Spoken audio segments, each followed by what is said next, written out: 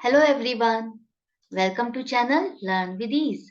आज हम सीखेंगे journal entries and this is part 6। आज के लेसन में हम सीखेंगे बैंक ट्रांजैक्शंस की जर्नल एंट्रीज बनाना। तो सीखते हैं एक प्रैक्टिकल प्रॉब्लम के साथ। ये हैं कुछ ट्रांजैक्शंस जिन्हें हम कन्वर्ट करेंगे जर्नल एंट्रीज में। फर्स्ट ट्रांजैक्शन है paid into bank for opening a current account ₹25,000। आपने बैंक में 25,000 रुपए जमा किए हैं, वहां पर एक अकाउंट खोला है। तो बैंक में आपने कैश जमा किया है। तो कौन से दो अकाउंट इन्वॉल्व हो जाएंगे?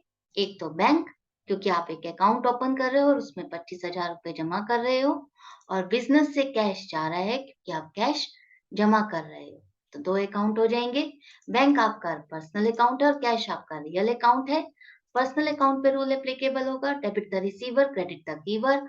बैंक यहाँ पर रिसीवर है क्योंकि उसमें जब पैसे जमा हो रहे हैं तो हम उसको डेबिट करेंगे। रियल अकाउंट पे रूल एप्लीकेबल होता है, debit what comes in credit what goes out. तो यहाँ पर कैश क्या हो रहा है, बिजनेस से जा रहा है और हम उसको बैंक में डिपॉजिट कर रहे हैं। तो हम यहाँ पर इसको क्रेडिट करेंगे। तो बैंक हो जाएगा आपका डेबिट और कैश हो जाएगा आपका क्रेडिट। तो एंट्री हो जाएगी bank account debit 25,000 to cash account 25,000, और नरेशन आप लिखोगे cash deposited into bank. Next transaction है goods purchased and payment made by cheque ₹10,000। अब आपने एक परचेज की है जिसकी पेमेंट आपने चेक से की है, मतलब बैंक से पेमेंट कर रहे हो आप। तो दो अकाउंट हो जाएंगे। एक तो परचेज जो कि खर्चा है बिजनेस का, दूसरी जिसकी उसकी पेमेंट आप बैंक से कर रहे हो, तो वो अकाउंट हो जाएगा। परचेज खर्चा है तो वो नॉमिनल अकाउंट का पार्ट है और बैंक आपका पर्सनल अकाउंट का पार्ट है। नॉमिनल अकाउंट पे रूल एप्लीकेबल होगा, debit all expenses credit all incomes. Purchases खर्चा है इसलिए हम उसको डेबिट करेंगे परचेज को। बैंक पर्सनल अकाउंट है और उस पर रूल एप्लीकेबल होता है, debit the receiver credit the giver. Purchase करने के लिए आपने पेमेंट की है बैंक से, वो गिवर है, तो इसलिए हम उसको क्रेडिट करेंगे। तो परचेज डेबिट होगा और बैंक क्रेडिट होगा, और एंट्री हो जाएगी purchase account debit 10,000 to bank account 10,000, और नरेशन में लिखोगे goods purchased and payment made through cheque. Next transaction है कैश सेल्स ₹40,000।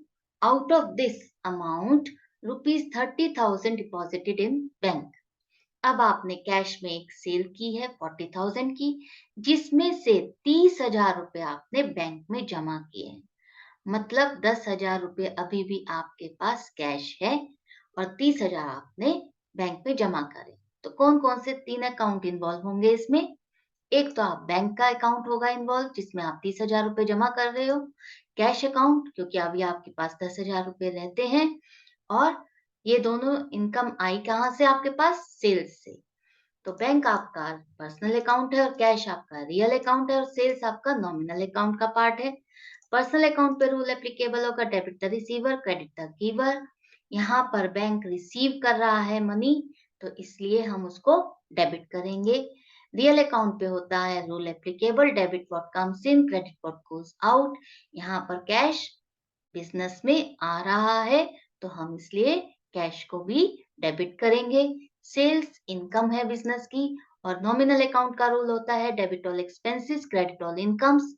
तो इनकम है सेल्स, तो इसलिए हम उसको क्रेडिट करेंगे। बैंक डेबिट होगा, कैश डेबिट होगा और सेल्स क्रेडिट होगा, और एंट्री हो जाएगी bank account debit 30,000, cash account debit 10,000 to sales account 40,000, और आप नरेशन में लिखोगे cash sales and money deposited in bank.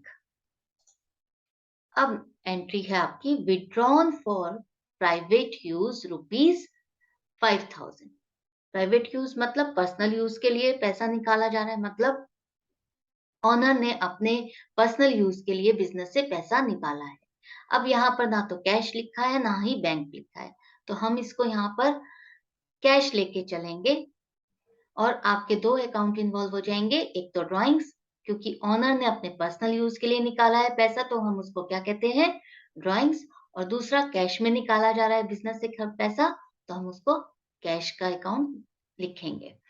तो ड्राइंग्स आपका पर्सनल अकाउंट का पार्ट है और कैश आपका रियल अकाउंट का पार्ट है। पर्सनल अकाउंट पे रूल एप्लीकेबल होता है, debit the receiver, credit the giver. यहाँ पर ऑनर रिसीवर है ड्राइंग्स के रूप में, तो हम उसको डेबिट करेंगे। और आपके बिजनेस से पैसा जा रहा है, तो जो चीज बिजनेस से जाती है तो हम उसको क्या करते हैं, क्रेडिट करते हैं। तो कैश बिजनेस से जा रहा है, तो ड्राइंग्स हो जाएगी डेबिट और कैश आपका क्रेडिट हो जाएगा, और एंट्री हो जाएगी drawings account debit 5000 to cash account 5000। और नरेशन में लिखोगे आप cash withdrawn for personal use. दूसरी एंट्री देखो, अब यहाँ पर ध्यान से देखो, withdrawn from bank for private use ₹4000। यहाँ पर फिर से हमने पर्सनल यूज के लिए पैसे निकाले हैं, और कहाँ से निकाले हैं, बैंक से। तो यहाँ पर क्लियरली मेंशन है कि पर्सनल यूज के लिए बैंक से पैसे निकाले गए हैं, ऑनर ने निकाले हैं, तो इसलिए वो एक तो ड्राइंग्स का अकाउंट हो जाएगा। दूसरा, बैंक लिखा हुआ है क्लियरली, तो हम यहाँ पर बैंक लिखेंगे। ये दोनों ही अकाउंट आपके पर्सनल अकाउंट से रिलेटेड होते हैं, तो दोनों पर एक ही रूल एप्लीकेबल होगा, debit the receiver, credit the giver. Owner यहाँ पर रिसीवर है, उसको पैसा मिल रहा है, वो निकाल रहा है, और बैंक गिवर है, बैंक से पैसे निकल रहे हैं।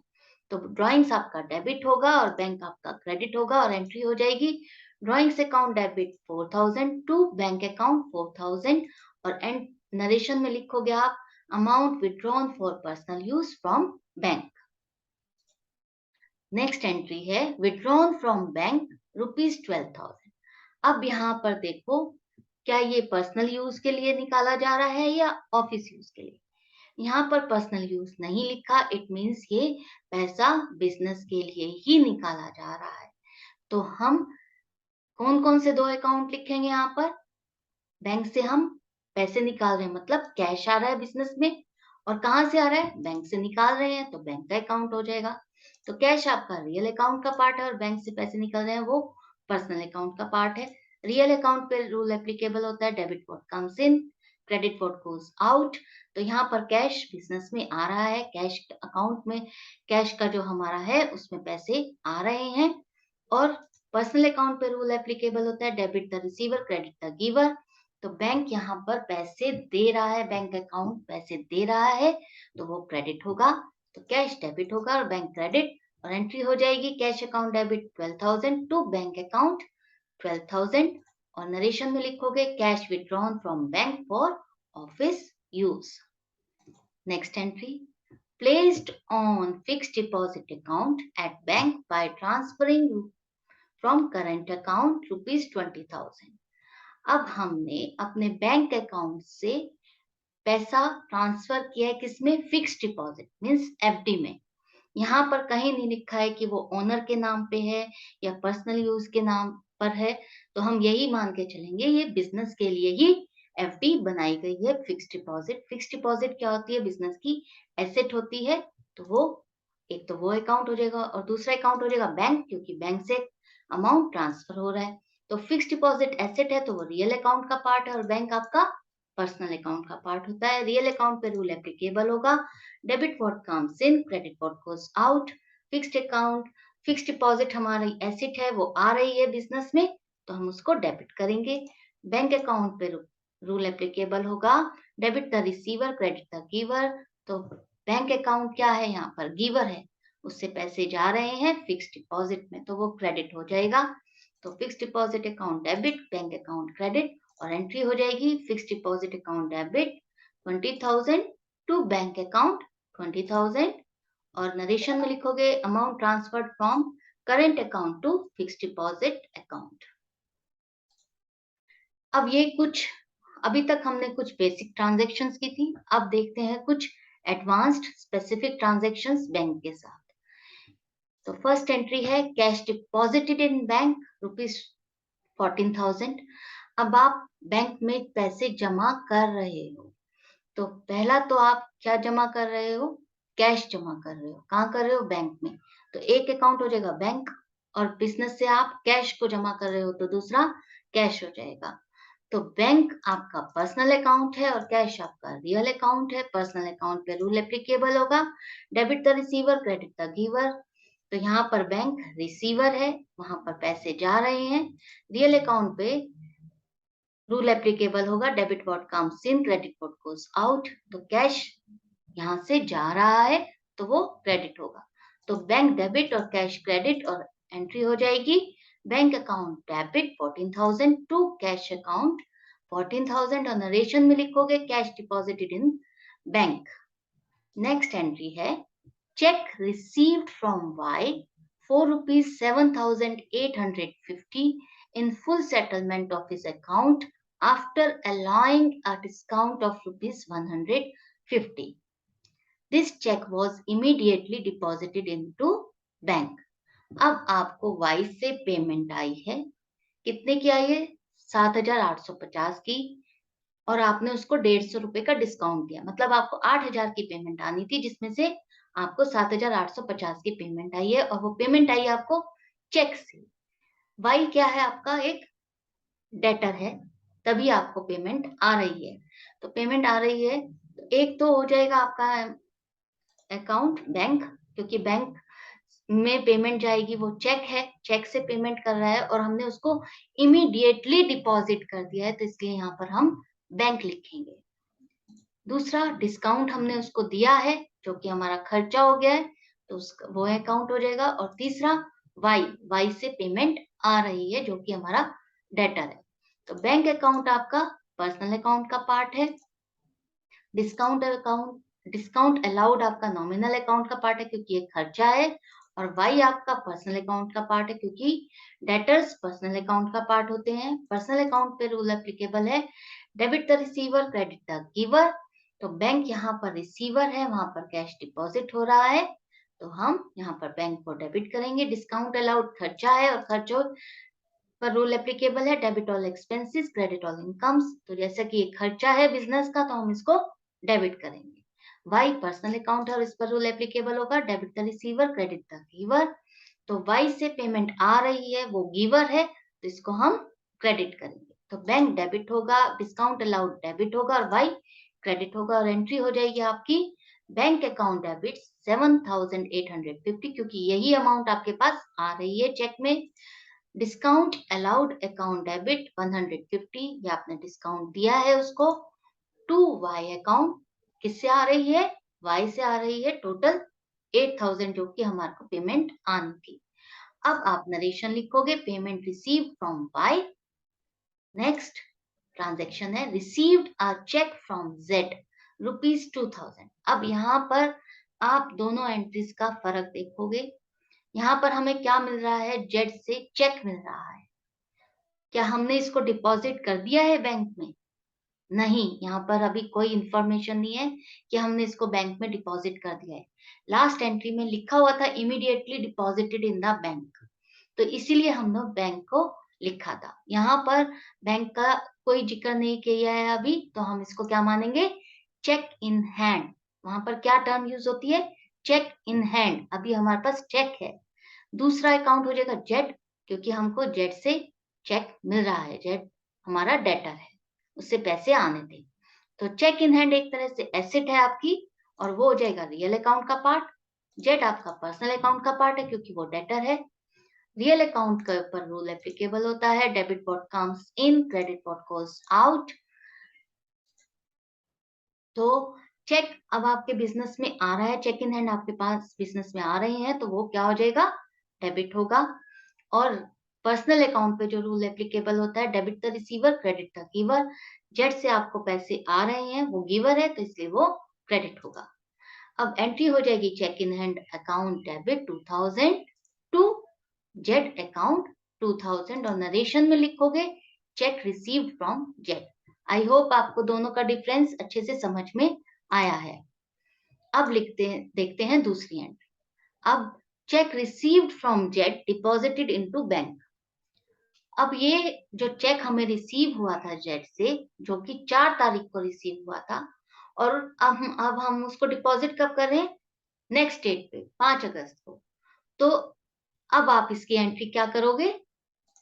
बैंक में अब आप डिपॉजिट कर रहे हो, क्या कर रहे हो? जो चेक आपके पास था, चेक इन हैंड। तो दो अकाउंट हो गए, एक तो बैंक और दूसरा हो जाएगा चेक इन हैंड। तो बैंक है आपका पर्सनल अकाउंट का पार्ट, और चेक इन हैंड आपका रियल अकाउंट का पार्ट। पर्सनल अकाउंट पे रूल एप्लीकेबल होगा, debit the receiver, credit the giver. Bank receiver है, वहां पर चेक जा रहा है, जमा हो रहा है, तो हम उसको डेबिट करेंगे। Cheque in hand real account, और rule applicable, debit what comes in, credit what goes out. अब चेक इन हैंड बिजनेस से जाकर के बैंक में जमा हो रहा है, तो उसको हम क्रेडिट करेंगे, तो बैंक डेबिट होगा और चेक इन हैंड क्रेडिट हो जाएगा। अब आपको ये समझ में आ गया। मान लीजिए वो जो चेक है, अगर हमने 4 तारीख को रिसीव किया और तभी हमने जमा कर दिया होता, तो हम वहां पर चेक इन हैंड नहीं लिखते, क्या लिखते, बैंक लिखते। लेकिन वो उसी दिन जमा नहीं किया, हमको ट्रांजैक्शन पास करनी होगी, तो तब हम वहां पर एक नई टर्म यूज करेंगे, चेक इन हैंड। और अब आप इसकी एंट्री बनाओगे, bank account debit 2000 to cheque in hand 2000, और नरेशन में लिखोगे cheque deposited in bank. Next है आपको cheque received from Y dishonour. अब आपने देखा होगा लास्ट टू लास्ट एंट्री हमको एक वाई से चेक मिला था 7,850 का, जो कि डिसऑनर हो गया, मतलब पास नहीं हुआ है, बैंक में डिपॉजिट नहीं हुआ है वो। तो अब इसकी एंट्री आप क्या बनाओगे, जो भी आपने किया था, वाई से पैसा मिला था, तो वाई की एंट्री अब आपको रिवर्स करनी पड़ेगी। तो वाई अकाउंट हो जाएगा एक, आपने उसको डिस्काउंट अलाउ किया था 150 रुपए का, एक वो हो जाएगा। और बैंक में आपने चेक जमा किया था, तो बैंक से अब वो एंट्री आप वापस करोगे बैंक अकाउंट। तो वाई को आपको दोबारा डेबिट करना पड़ेगा, क्योंकि जो पैसे लेने थे वो वापस खड़े हो गए, वो वापस बैलेंस स्टैंड हो गया, तो आपको वाई को वापस डेबिट करना पड़ेगा। और वाई है आपका पर्सनल अकाउंट का पार्ट। और रूल और डिस्काउंट अलाउड आपका खर्चा था, जो कि अब वो खर्चा नहीं हुआ है, वापस कर दोगे आप। क्यों उसको डिस्काउंट दोगे अब आप, क्योंकि चेक तो डिसऑनर हो गया है, तो वो दोबारा से आप रिवर्स करोगे, तो एक तरह से वो आपकी इनकम हो जाएगी, नॉमिनल अकाउंट का पार्ट है। बैंक, बैंक से वो पैसा जमा ही नहीं हुआ है, वापस हो गया है, तो बैंक को आप रिवर्स करोगे दोबारा से, तो बैंक आपका पर्सनल अकाउंट का भी पार्ट है। तो वाई पर्सनल अकाउंट का पार्ट है, और उस पर रूल एप्लीकेबल होता है, debit the receiver, credit the giver. अब वाई यहाँ पर क्या हो गया, रिसीवर बन गया, इसकी एंट्री दोबारा से हमको बनानी पड़ेगी, स्टैंड करना पड़ेगा बैलेंस, इसलिए रिसीवर है, इसको हम डेबिट करेंगे। डिस्काउंट अलाउड नॉमिनल अकाउंट है, और ये रूल एप्लीकेबल होगा, debit all expenses, credit all incomes. जो खर्चा हमने दिखाया था, अब हमें इसको रिवर्स करना है, एक तरह से हमारी वो इनकम हो गई। तो जब इनकम हो गई है, तो हम उसको क्या करेंगे, क्रेडिट करेंगे। बैंक, बैंक अकाउंट क्या है आपका, पर्सनल अकाउंट, और उस पर रूल एप्लीकेबल होगा, debit the receiver, credit the giver. अब जो पैसे बैंक में जमा होने थे वो जमा ही नहीं हुए, तो वापिस है, रिवर्स करना है आपको। तो इसका मतलब बैंक में पैसे जमा नहीं हुए, रिवर्स कर रहे हो आप, एक तरह से निकाल रहे हो, तो इसका मतलब बैंक क्या हो गया, गिवर हो गया, तो आप बैंक को क्रेडिट करोगे। तो वाई आपका डेबिट होगा, डिस्काउंट अलाउड क्रेडिट होगा, और बैंक भी क्रेडिट होगा। आई होप आपको ये एंट्री अच्छे से समझ आई होगी। जो एंट्री हमने की थी उसको जस्ट रिवर्स करना है आपको, और एंट्री हो जाएगी Y account debit 7,850 to discount allowed 150 to bank account 7,850 होना था, सॉरी यहाँ पर मिस्टेक है। वाई अकाउंट आपका 8,000 से होगा, डिस्काउंट अलाउड 150 से होगा, और बैंक अकाउंट आपका 7,850 से होगा। और नरेशन हो जाएगी आपकी cheque receive from Y dishonoured. Next entry है आपकी amount due to Ajay paid by cheque 5,000 rupees. आपको कोई पेमेंट करनी थी अजय को, जिसको आपने कैश चेक में पेमेंट की है। तो एक अकाउंट हो जाएगा आपका अजय, और दूसरा हो जाएगा बैंक। तो अजय और बैंक दोनों ही आपके पर्सनल अकाउंट का पार्ट हैं, और दोनों पर एक ही रूल एप्लीकेबल होता है, debit the receiver, credit the giver. Ajay यहाँ पर रिसीवर है चेक का, और बैंक से हम पेमेंट कर रहे हैं वो गिवर है, तो अजय डेबिट होगा और बैंक क्रेडिट हो जाएगा। तो Ajay account debit 5,000 to bank account 5,000, और नरेशन में लिखोगे amount paid to Ajay by cheque. Next entry purchased goods from Gopal and paid by check ₹8,000। अब आपने परचेज की है, किससे की है, गोपाल से की है, और उसको आपने पेमेंट भी कर दी है, मतलब पेमेंट कर दी है, तो इसका मतलब वो क्रेडिट तो है ही नहीं।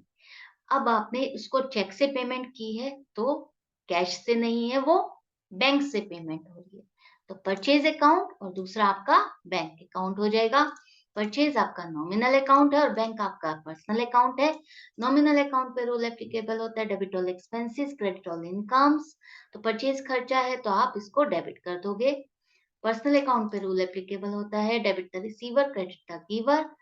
बैंक आपका गिवर है, यहाँ से चेक जा रहा है तो आप इसको क्रेडिट करोगे। परचेज डेबिट और बैंक क्रेडिट, और यहाँ पर हो जाएगी entry purchase account debit 8000 to bank account 8000, और नरेशन हो जाएगी goods purchased and paid by cheque. Next entry, अब आप देखो 29 अगस्त की एंट्रीज हैं, दोनों सेम डेट की है। Paid rent by cheque ₹1500 and paid salary to Motilal by cheque ₹2000। दोनों ही पेमेंट क्या हो रही है, बैंक से हो रही है। दोनों ही ट्रांजैक्शंस में क्या इन्वॉल्व हो रहा है, बैंक। तो आपको याद होगा जब मैंने कहा था एक ही डेट की एंट्री है और एक अकाउंट के साथ दो अकाउंट डेबिट हो रहे हैं और एक अकाउंट क्रेडिट हो रहा है, तो वहां पर हम क्या बना सकते हैं, कंपाउंड एंट्री बना सकते हैं। तो एक खर्चा हमने रेंट का किया है, दूसरा खर्चा सैलरी किया है, और दोनों की पेमेंट हमने बैंक से की है तो बैंक को करेंगे। हम इसके लिए अलग अलग ट्रांजेक्शन की जर्नल एंट्री पास नहीं कर सकते। तो अब आपने किया है रेंट का आपका नॉमिनल अकाउंट है, सैलरी आपका नॉमिनल अकाउंट है, और बैंक आपका पर्सनल अकाउंट है। नॉमिनल अकाउंट पर रूल एप्लीकेबल होता है debit all expenses, credit all incomes. तो दोनों ये खर्चे हैं तो दोनों ही डेबिट होंगे। पर्सनल अकाउंट पे रूल एप्लीकेबल होता है debit the receiver, credit the giver. Bank से पेमेंट जारी है, बैंक गिवर है तो इसको हम क्रेडिट करेंगे। तो रेंट डेबिट, सैलरी डेबिट और बैंक क्रेडिट हो जाएगा, और कंपाउंड एंट्री बन जाएगी rent account debit 1500, salary account debit 2000 to bank account 3500, और नरेशन में लिखोगे rent and salary paid by cheque. एक चीज और ध्यान से देखिए, यहाँ पर नाम लिखा हुआ है जिसको हमने सैलरी दी है मोतीलाल, लेकिन हम खर्चे को बुक करेंगे, मोतीलाल का नाम नहीं लिखेंगे, खर्चे को लिखेंगे। खर्चे के लिए हमने पेमेंट की है मोतीलाल को चेक से। Got it. नेक्स्ट एंट्री है paid life insurance premium by cheque ₹800। अब यहाँ पर लाइफ इंश्योरेंस प्रीमियम पे किया है आपने 800 का। ऑब्वियसली ये ऑनर का है, वो पर्सनल यूज हो गया। इट मींस हमने ऑनर के बिहाफ पर बिजनेस से उसका इंश्योरेंस प्रीमियम पे किया है 800, तो वो एक तरह से ड्राइंग हो जाएगा, ड्राइंग्स। और हमने चेक दिया है तो बैंक हो जाएगा। दोनों ही पर्सनल अकाउंट का पार्ट है, और पर्सनल अकाउंट पे रूल एप्लीकेबल होता है debit the receiver, credit the giver. Drawings owner का है जो कि रिसीवर है, उसके बिहाफ पर हमने पेमेंट की है, और बैंक से चेक की पेमेंट की है, वो गिवर है तो वो क्रेडिट होगा। तो ड्राइंग्स डेबिट होगा और बैंक क्रेडिट होगा, और एंट्री हो जाएगी drawings account debit 800 to bank account 800, और नरेशन में लिखोगे life insurance premium paid by check.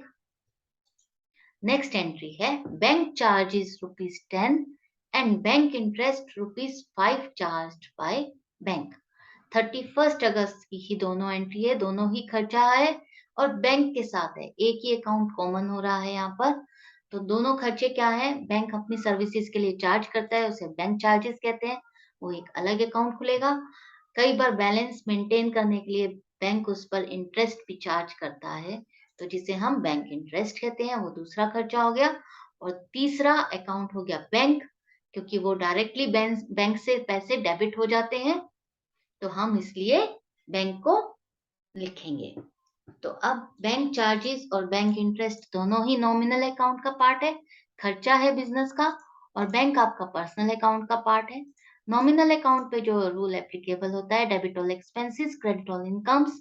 जैसा कि ये दोनों ही खर्चे हैं तो हम इन दोनों को डेबिट कर देंगे। पर्सनल अकाउंट पे रूल एप्लीकेबल होता है debit the receiver, credit the giver. Bank यहाँ पर गिवर है, ये खर्चा दे रहा है, तो हम यहाँ पर बैंक को क्रेडिट करेंगे।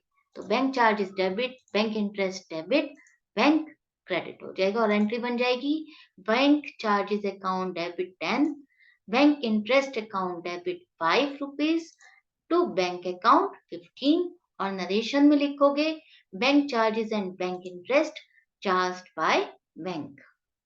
नेक्स्ट एंट्री है बैंक इंटरेस्ट रिसीव्ड ₹10।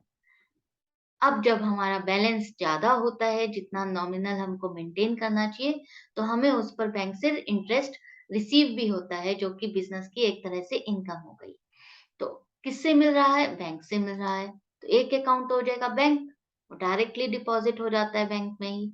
और दूसरा अकाउंट है बैंक इंटरेस्ट रिसीव्ड। तो बैंक आपका पर्सनल अकाउंट है और बैंक इंटरेस्ट रिसीव्ड इनकम है, तो नॉमिनल अकाउंट का पार्ट है। पर्सनल अकाउंट पे रूल एप्लीकेबल होगा, debit the receiver, credit the giver.